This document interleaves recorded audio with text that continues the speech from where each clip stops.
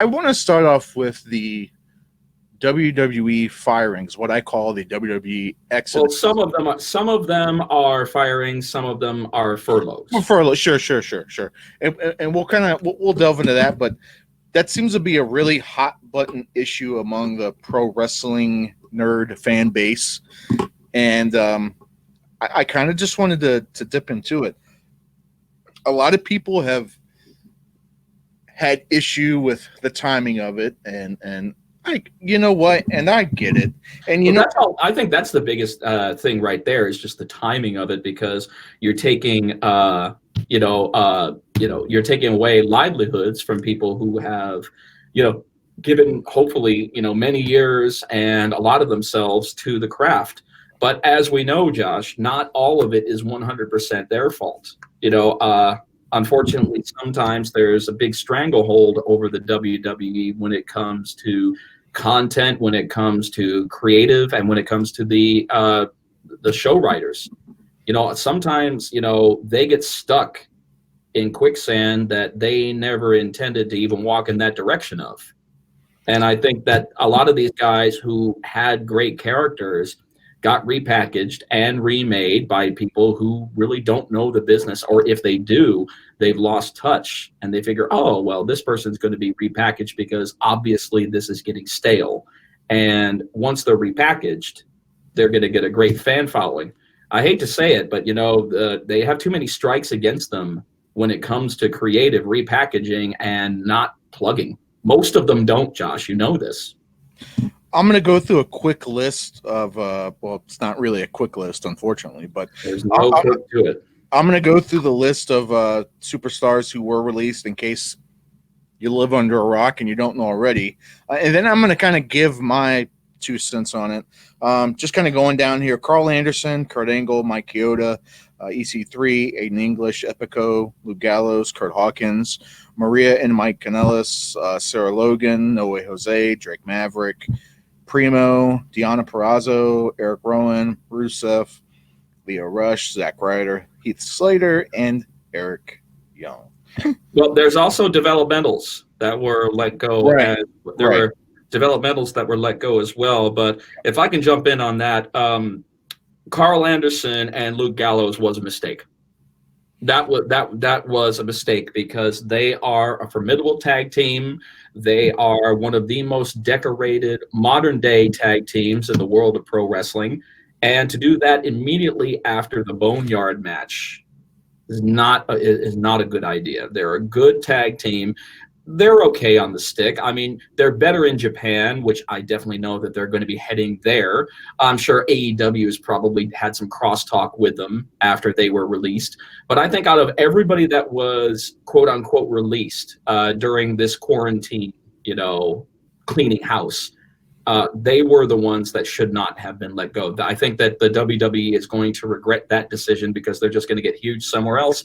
And they'll probably eventually come back after they get so fucking huge, get repackaged the wrong way, get fired again. It just seems to be a vicious cycle, but I do not agree with that firing at all. They're a fantastic tag team, and they're worth their weight in gold, especially in New Japan, which, as I said, I believe they're going back.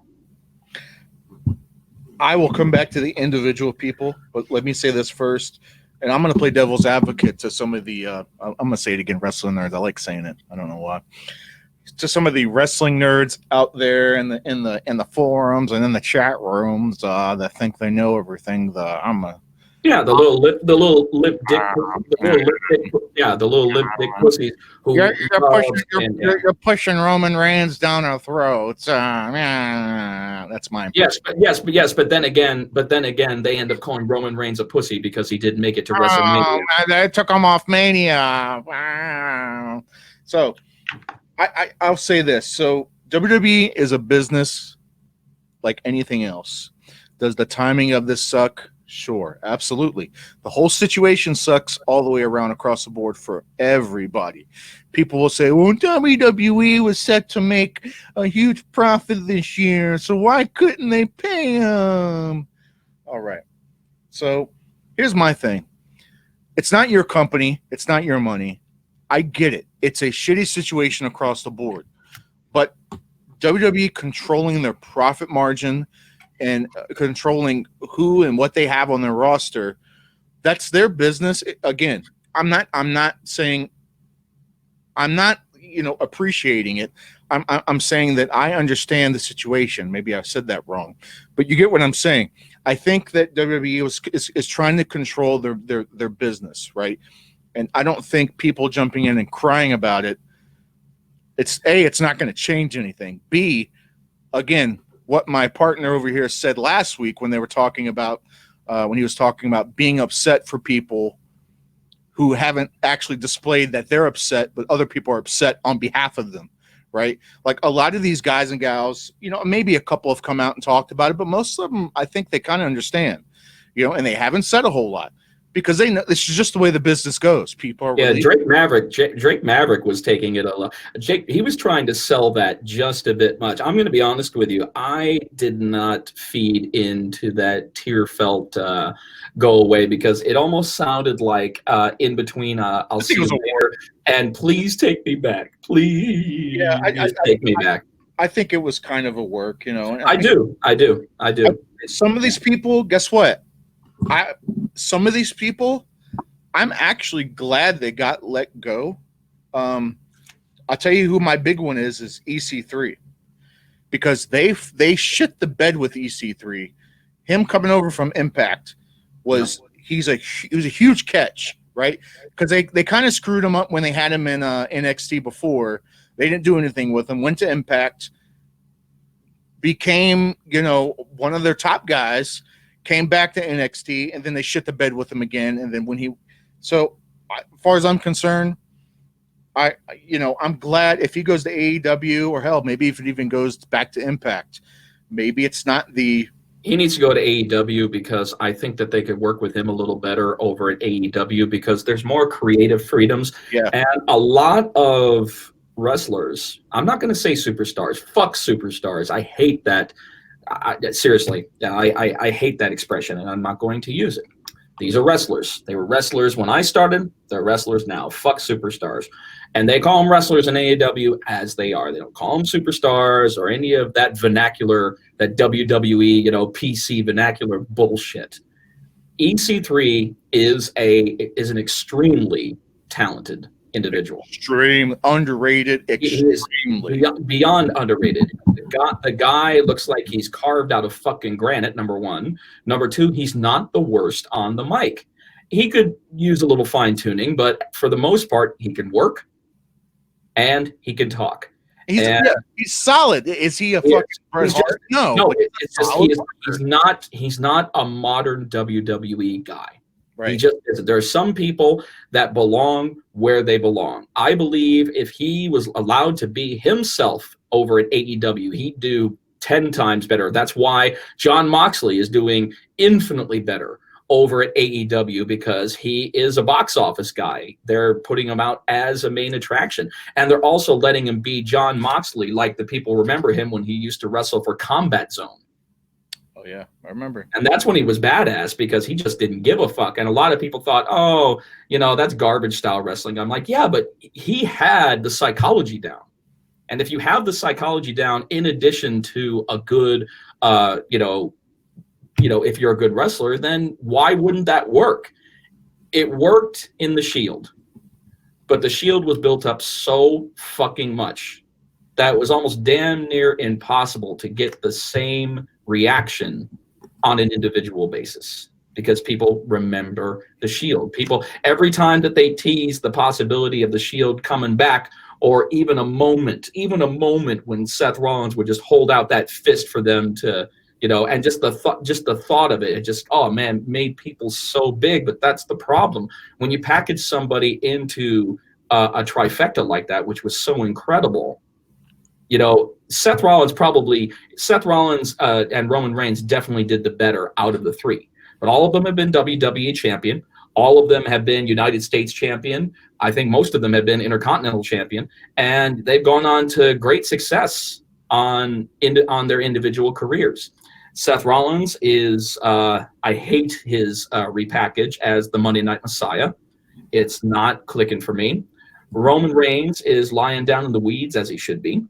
let this shit pass so that he can come back 100% healthy and without having to worry about contracting any bullshit virus and becoming a casualty and leaving his family without a father. And Jon Moxley, as of right now, is basically the face of AEW. So sometimes it's more about where you go rather than how you're projected to the audience. Jon Moxley made the right decision, went to AEW, and now he's the figurehead. I agree, and I think you nailed it on the head. It's more about the presentation versus where you're at. Whereas, maybe before Impact started kind of coming back, and I guess really you can even take this back as far as you want, where for the longest time, simply being in WWE meant the world. Whereas now, there's the internet, there's even some of these medium-sized to, bigger size indie feds, you can still get a name and still draw a little bit of money. Not enough to like get rich off of, but enough to at least maintain life on the road. It hasn't always been like that. It was like that back in the fucking territory days, and then Vince came along and bought everything out, and then that part kind of went away, and now it's actually kind of come back to that, so where people are actually making money on the indies, and it's great. It's a great thing. Some of these guys are going to do better. Like I said, outside of EC3, like you said, Anderson and Gallows. Hey, I'm actually kind of glad, because I never liked who they were in WWE. I guarantee you, going back to Japan or AEW, they're gonna be who they should be. Well, look how many times Luke Gallows has been repackaged. You want to talk about somebody who is in an amazing tag team, but Jesus Christ, throughout WWE, WCW, New Japan. With Cletus? Was he Cletus? Right? He was. Biscuits and Gravy. Remember the theme song? That's funny. Oh, man. Biscuits he was.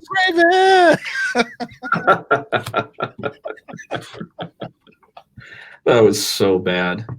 That was so bad. It was wonderful. What was it? Every time when the bell rung, it made him like crazy. Yeah, that's all it took. That's all it took for him for the bell to ring, and then boom, he's done. He becomes this, this savage, this psychopath. Mike Chioda, fantastic referee. Head ref. You know what? I'm not even so much convinced that his wasn't even more of a premature retirement versus just downright getting rid of him. Because fuck, man, he's been around since '80s, right? Yeah. Mike Chioda wasn't Mike Chioda. Didn't he previously referee in WCW too? Right.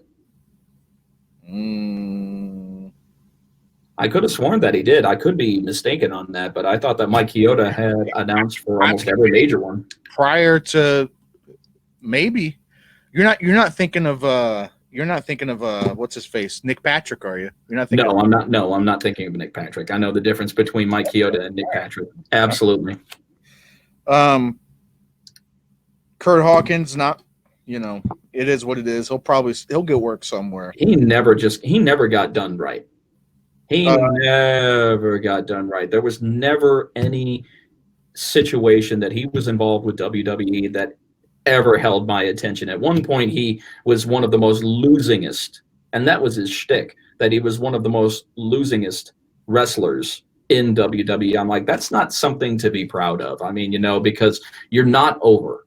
Because, you're not getting booed. You're really not getting cheered. You're getting crickets. And everybody knows that if you're out there, that's the worst thing that you could hear.